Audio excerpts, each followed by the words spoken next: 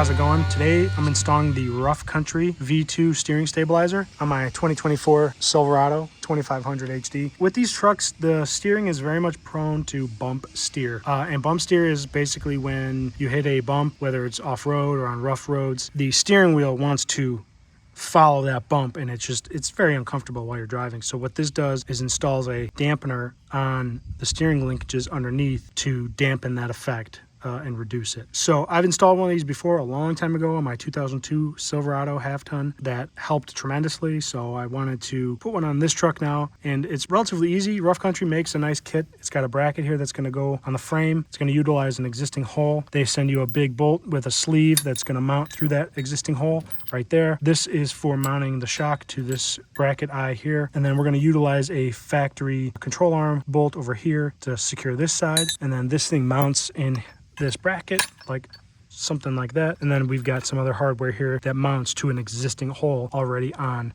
the drag link. So it's relatively bolt on. They do send some instructions, as you can see here. They're also available online in full color. You can download them and print them if you want full color. They're not super clear. I had to read them a few times to kind of understand it. I think I know the main order of events here. We're basically going to install this bracket first, then we will mount the shock to one side, and then we will mount the other side to the other side of the drag link. I'll walk you through each step as best as I can, and then we'll go for a drive and test it out. Now, underneath the truck, you may have some more skid shields than I do. I just have this front plastic one. I don't think I need to remove it, but if you do, there's a couple of bolts that hold it on. If you have a higher trim, you probably have a metal skid shield here. It may be plastic, actually, I don't know. But you'll probably definitely have to remove the one that's here. Again, it's probably held in with 2 bolts here and then 2 bolts on this cross member back here. Either way, they're probably relatively easy to get to. I do have the truck up on some small ramps to get it up in the air to make it easy to get to. I would suggest it just so you have a little more room to work underneath the truck. So once you get underneath, you can see this is the steering linkage. I think it's called a drag link. On this side, we've got an idler arm. On this side, we have the pitman arm, which is connected to the gearbox, is connected to your steering wheel. And then each side goes to a tie rod, and that's what steers your truck. So right here, there's an existing hole on the drag link where we're gonna mount one side of this stabilizer, and then we're going to utilize this control arm bolt for one of the mounting spots. And then there's a hole in the frame here, right here, where we're going to put a sleeve in with another bolt and mount the other end of that bracket, and that's where this bracket's going to live. And this is the driver's side of the truck, so that bracket's going to live right here. The cylinder side of the shock will be on this side, and then piston side of the shock will be attaching to the drag link. So the first order of business is loosening this big guy here. You don't need to take it out, but you do need to loosen it. There's a nut on the back side here, and then there's this is the bolt head here. Now, my first order of business is going to be loosening this bolt right here. I've got a open crescent wrench on the nut on the other side, and then this side is a 21 millimeter. It's probably going to be pretty tight. Oh, yeah. Moving it a little bit. There we go. All right, so it's loosening up, and we just need to get a little bit of space behind that bolt so we can mount our bracket. I'm gonna say that's probably good enough. Their directions are for if your truck is lifted with one of their lift kits. It still works with a stock height truck, but you'll need to modify one of these washers like this so that you can slip it behind here without having to take this whole entire bolt out. Because when they do their lift kit, this gets a new subframe with a bolt that goes the other way with a nut on this side. Instead of doing that, we're just going to put a modified washer there, and then we can slip this side, which has the opening, over that bolt. So I'm going to let that hang there because I need to install the bolt and the sleeve in the other hole that's over here somewhere. All right, so what you do next is you take this long bolt with one of the washers. We're going to feed it through the bracket here, and then we're going to feed that bolt through the cross member on the frame, and it's going to pop out in that hole right there. Then you're going to take this sleeve and slide it over the bolt in that opening so that it goes all the way in, like so. Then there is another washer and a nylon lock nut, and we're gonna tighten this up to this side here. So you can see right here, I've got that bolt popping through with the sleeve, and then another washer goes over that, and then the nylon lock nut goes over that. and we'll tighten that up in a minute. But that's how that's gonna look. I wish this washer was a little bit bigger so that it actually grabs on the frame a bit, but that's how they got it shown. So I rooted around in my toolbox for a while. I found a bigger washer that fit that bolt for this side. It makes me feel a little more comfortable. So I'm gonna go ahead and tighten this up, and we can then tighten up this bolt here on the lower control arm as well, and that'll secure the bracket to the frame.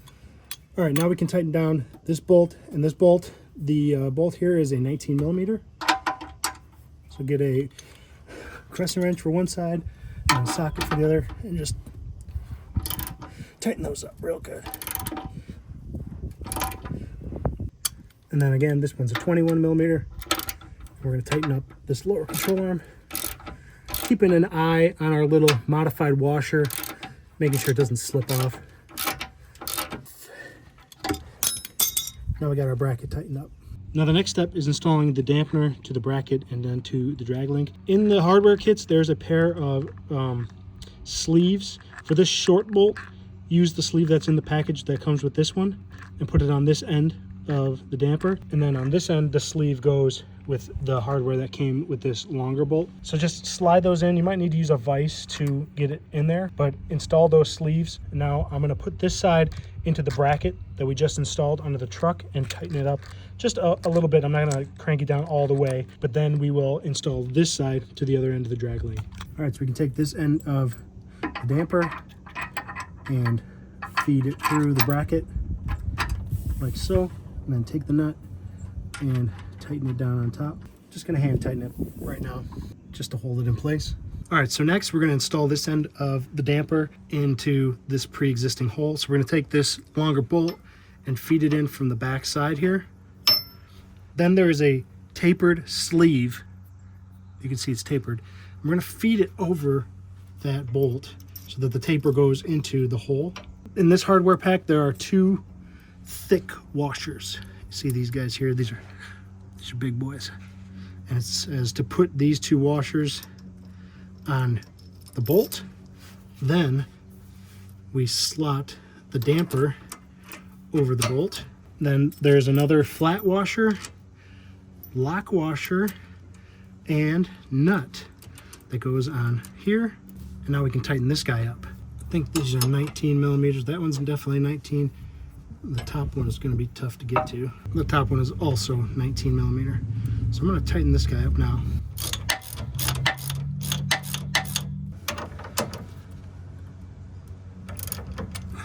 Now there's no real torque spec given for this side. I've got a little squeeze on that rubber grommet that's in there. So I'm going to call that good for this side.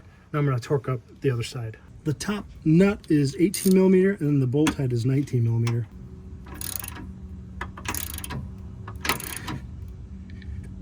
All right, so that's what it looks like when you're all through. Looks pretty good under here. Pretty unassuming.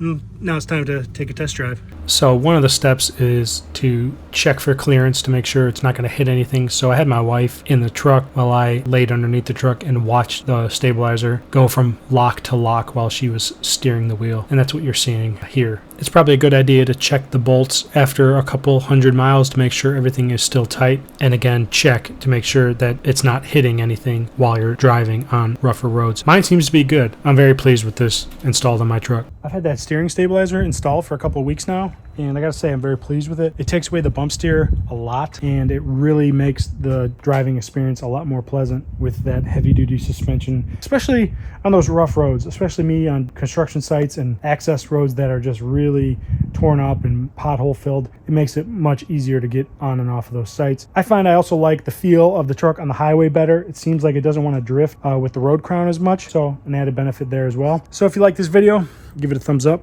Love it if you subscribe. Stay tuned for new videos. We'll see you next time. Later.